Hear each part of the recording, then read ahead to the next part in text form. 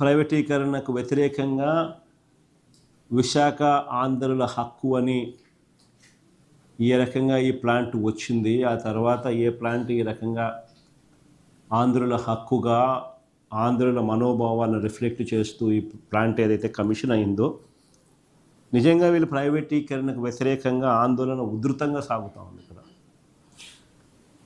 ఈ steel plant ప్రైవేటీకరణ కాకుండా మా 5 ఏళ్ల పీరియడ్లో మేము ఈ ప్లాంట్ను కాపాడగలిగాం.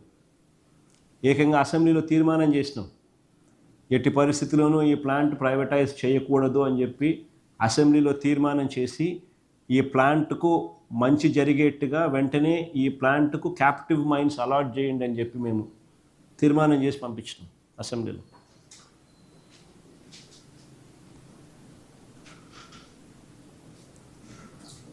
మా 5 సంవత్సరాలు ప్రైవేటీకరణ జరగకుండా ఆపగలిగాం.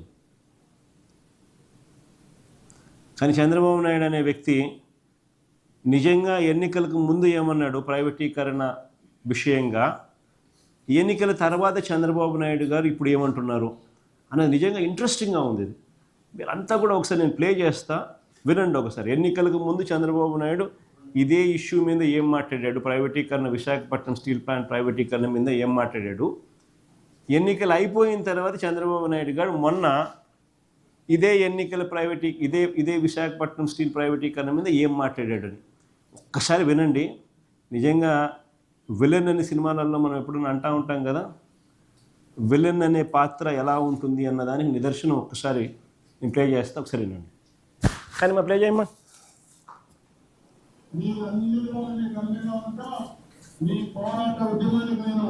ఏదిమా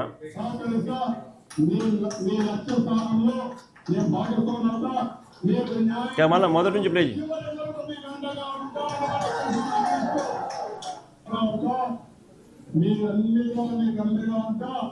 మీ పోరాట ఉద్యమానికి నేను సహకరిస్తా, మీ లక్ష్య స్థానంలో నేను భాగస్వామ్యులవుతా, మీకు న్యాయం జరిగే చివరి వరకు మీకు అండగా ఉంటా. నేను అడుగుతున్నా, విశాఖపట్నం ఆత్మనమితి మీరు ఉపేక్షిస్తారా తమ్ముళ్ళు అని అడుగుతున్నా. విశాఖపట్నం స్టీల్ సిటీని సోలం సిటీగా చేస్తే మీరు ఆమోదిస్తారా అని అడుగుతున్నా. అందరం కలిసి కాపాడుకుంటామా లేదా అని అడుగుతున్నా. ఇప్పుడు చెప్పండి, కాపాడుకుంటాం కలిసి పోరాడతాం అందరం ఉంటాం, సంఘం శక్తిగా తయారవుతాం. విశాఖపట్నం ముక్కలేని మన ఆత్మ, విశాఖ ఉక్కు. కాదయా, నువ్వు ఇంట్లో పడుకొని పని చేయకపోతే ఎట్లయ్యా? అది ఇప్పుడు గుర్తుపెట్టుకోవాలి, మీరందరూ కూడా ఏం తయారయ్యారంటే ఊరికి జీతాలు ఇస్తారా? పని చేయాలి కదా. ప్రతి ఒక్కసారి కేంద్రం రాష్ట్రం డబ్బులు ఇస్తారా? ఏదయ్యా మీరు అందుకే చెప్పాలి, ఇవన్నీ కూడా గుర్తుపెట్టుకోవాలి మీరు. ఇప్పుడు ఇంకొక ఫ్యాక్టరీ వస్తా ఉంది, ప్రైవేట్ వాళ్ళు పెడుతున్నారు. వాళ్ళు రేపు రాబోయే ప్రాఫిట్ లో ఉంటుంది.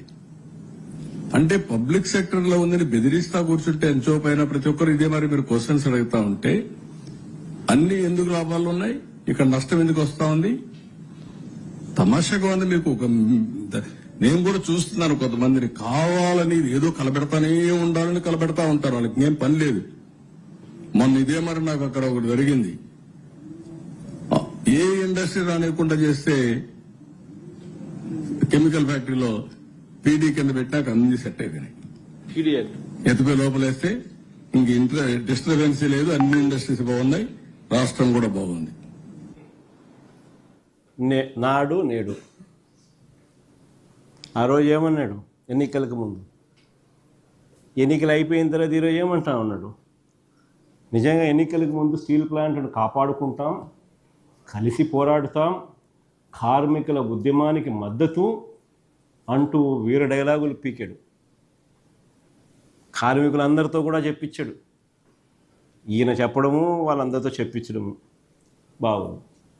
ఇవాళ ప్రైవేటీకరణపై ప్రశ్నిస్తే పని చేయకుండా జీతాలు ఇవ్వాలా, ఇంట్లో పడుకొని పని చేయకపోతే ఎలా? ఊరికే జీతాలు ఇస్తారా?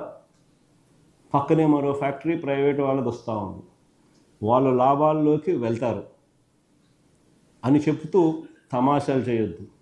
పీడీ యాక్టులు పెట్టి లోపల వేస్తాను అట్లా. అది ఇప్పుడు ఆశ్చర్యం ఏం తెలుసా? ఇక నిజంగా కొన్ని విషయాలు చెప్పాలి. అసలు ఈ ఉద్యోగస్తులు పాపం పని చేయకపోవడం వల్లనో, లేకపోతే ఈ ఈ ఈ విశాఖపట్నం ఆశాజనకంగా ఆర్ రాదర్ మిగతా వాటికన్నా అంత బాగా ఉండకపోవడానికి కారణం ఉద్యోగస్తులు కాదు. ఒకసారి నిజంగా అందరూ చూడాలి. ఒకసారి స్లైడ్ చూడండి అమ్మా. This is a comparison between RINL అంటే Visakhapatnam steel plant SAIL. It's a comparison between Visakhapatnam steel plant and SAIL plants. ఇందులో చూస్తే employee expenditure on the overall as a percentage of total expenditure, employee expenditure as a percentage of total expenditure చూస్తే నేను చెప్పేది ఈ reports అన్నీ కూడా source annual reports of RINL and SAIL వాళ్ళ for financial year 2023-24 వాళ్ళ యాన్యువల్ రిపోర్ట్స్లో ఉన్న data ఇది. ఆ డేటా నేను మీకు డిస్ప్లే చేస్తా ఉన్నా.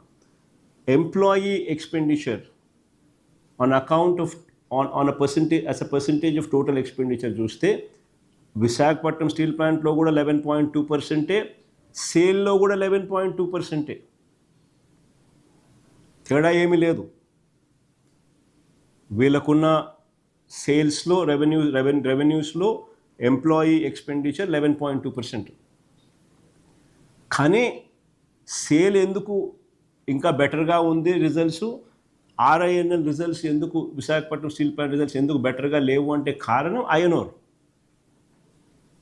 సేల్కు క్యాప్టివ్ ఐరన్ ఓర్ మైన్స్ ఉన్నాయి. ఇన్ఫ్యాక్ట్ అది చూస్తే అక్కడ కమెంటరీ చూస్తే extracts from SAIL annual report 2023-24 చూస్తే ఆ రా మెటీరియల్స్లో during the financial year 2023-24 total requirement of iron ore was met from captive sources.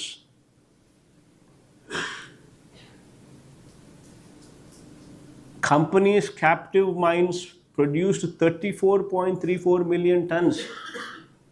అదొకటే కాదు, ఇన్ఫ్యాక్ట్ వీళ్ళు 1.16 million tons ఓపెన్ మార్కెట్లో వాళ్ళ క్యాప్టివ్ మైన్ నుంచి ఉన్న మైన్ అమ్మినారు.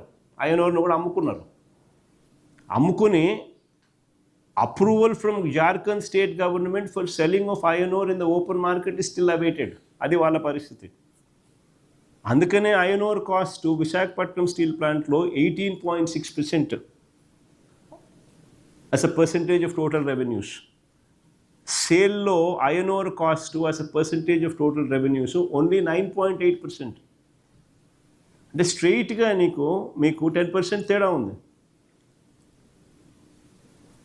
On account of captive iron ore mines Visakhapatnam steel ప్లాంట్కి లేకపోవడం వల్ల. ఇది మేజర్ క్రైటీరియా. దీనికి క్యాప్టివ్ ఐరన్ ఓర్ మైన్స్ ఇప్పించమని చెప్పి వీళ్ళు పోయి ఢిల్లీకి పోయి వీళ్ళు ఎన్డీఏలో కూటమిగా ఉన్న పరిస్థితుల మధ్య అడగాల్సింది పోయి వీళ్ళు ఏం చేస్తారు? మిట్టల్ అనే ప్రైవేట్ స్టీల్ ప్లాంట్ పెట్టబోతున్నారట, వాళ్లకు క్యాప్టివ్ మైన్స్ ఇవ్వాలని చెప్పి పోతారు, అడుగుతారు. అరే ఉన్న గవర్నమెంట్ సెక్టర్లో ఉన్న ఈ స్టీల్ ప్లాంట్కు క్యాప్టివ్ మైన్స్ ఇవ్వమని చెప్పి అడగరా నాయన అంటే అది అడగరు వీళ్ళ ఎంపీలు. చంద్రబాబు నాయుడు అడిగాడు. కానీ పెట్టబోయే మిట్టల్ ప్లాంట్కు, ప్రైవేట్ సెక్టర్లో పెట్టబోయే మిట్టల్ ప్లాంట్కు దానికి క్యాప్టివ్ మైన్స్ ఇవ్వమని చెప్పి వీళ్ళు పోయి ఎంపీలు పోయి రిప్రజెంట్ చేస్తారు. That is Chandrababu Naidu. తలలు వేస్తూ ఉంది నిజంగా. ఆశ్చర్యం చెప్తా చూడండి ఒకసారి. వీరిదే రాష్ట్ర ప్రభుత్వం. ఇది బాగా వినండి నేను చెప్పేది. వీరిదే రాష్ట్ర ప్రభుత్వం. వీళ్ళే ప్రభుత్వం పేర్లు కూడా లేబుళ్ళు కూడా వాళ్ళే తయారు చేస్తున్నారు. టకాని అతికించడం, కల్తీ మద్యం మీద ఇలా కావచ్చు పేర్లు కూడా లేబుళ్ళు కూడా వాళ్ళే తయారు చేస్తున్నారు. టకాని అతికించడం, కల్తీ మద్యం మీద ఇలా కావచ్చిన బ్రాండ్ పేరు పెట్టడం. మన డిస్ట్రిబ్యూషన్ ఛానల్ అంతా